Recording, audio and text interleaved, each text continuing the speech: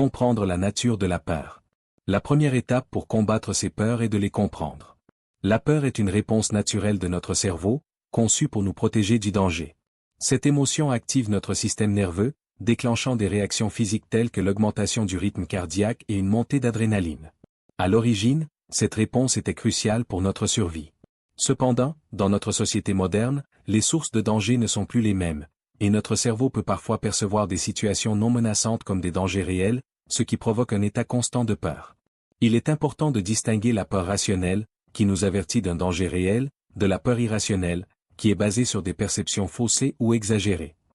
Prendre conscience de cette distinction peut nous aider à relativiser certaines peurs et à les voir sous un angle différent. L'acceptation de la peur.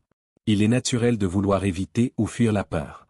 Cependant, essayer de supprimer ou d'ignorer ces peurs ne fait souvent qu'aggraver le problème. Une approche plus efficace est d'accepter la peur comme une partie de l'expérience humaine. Cela ne signifie pas se résigner à vivre dans la peur, mais plutôt reconnaître qu'elle fait partie de notre vie et de notre parcours. L'acceptation permet de diminuer le pouvoir de la peur sur nous. En refusant de lutter contre elle, nous nous ouvrons à l'idée de la confronter avec calme et bienveillance. De nombreuses approches psychologiques, comme la thérapie d'acceptation et d'engagement, ACT, encouragent cette acceptation de la peur comme une première étape vers le changement. Identifier la source de la peur. Souvent, nos peurs semblent vagues ou généralisées. Cependant, elles ont presque toujours une cause spécifique.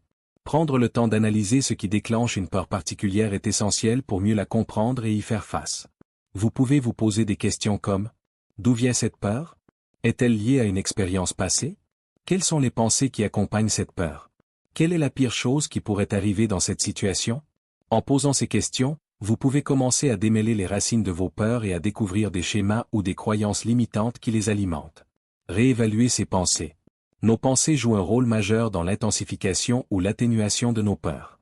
Souvent, nous avons tendance à catastropher des situations ou à imaginer des scénarios bien plus terrifiants qu'ils ne le sont réellement.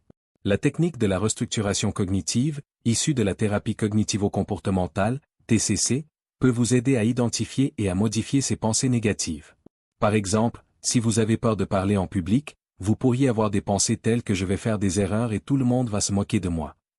Une fois que cette pensée est identifiée, vous pouvez la remettre en question et la remplacer par une pensée plus réaliste et apaisante, comme je suis bien préparé, et il est normal de faire quelques erreurs en parlant en public. L'exposition progressive. L'une des techniques les plus efficaces pour surmonter ces peurs est l'exposition progressive.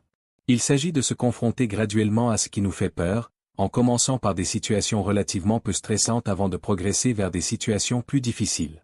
Ce processus permet à votre cerveau de s'habituer à la situation et de comprendre qu'elle n'est pas aussi dangereuse qu'il le pense.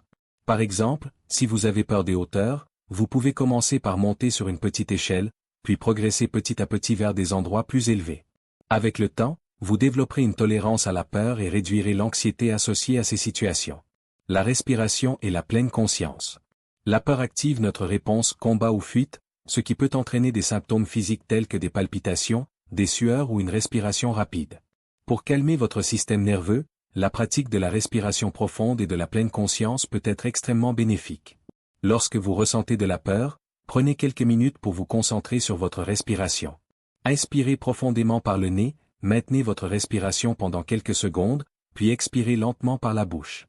Cela aidera à ralentir votre rythme cardiaque et à réduire l'anxiété.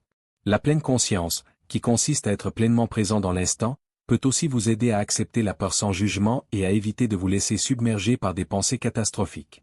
S'entourer d'un système de soutien. Avoir un système de soutien solide est crucial pour affronter ces peurs. Parler à des amis, à des membres de la famille ou à un thérapeute de vos peurs peut vous aider à mieux les comprendre et à les relativiser. Il est souvent plus facile de gérer la peur lorsque vous savez que vous n'êtes pas seul.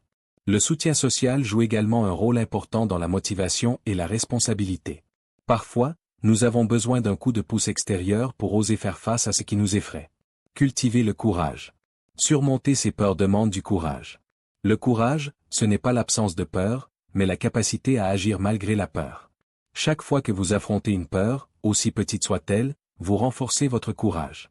Au lieu d'attendre que la peur disparaisse d'elle-même, prenez des mesures pour la confronter activement. Chaque étape franchie, aussi petite soit-elle, est une victoire. Il est important de célébrer ces progrès, car ils témoignent de votre résilience et de votre capacité à évoluer. Prendre soin de soi. Combattre ces peurs peut être émotionnellement épuisant. Il est donc essentiel de prendre soin de soi tout au long du processus. Assurez-vous de pratiquer des activités qui vous apaisent et vous ressourcent, comme la méditation, l'exercice physique, ou passer du temps avec des proches. Une bonne santé physique et mentale vous permettra d'aborder vos peurs avec plus de calme et de clarté.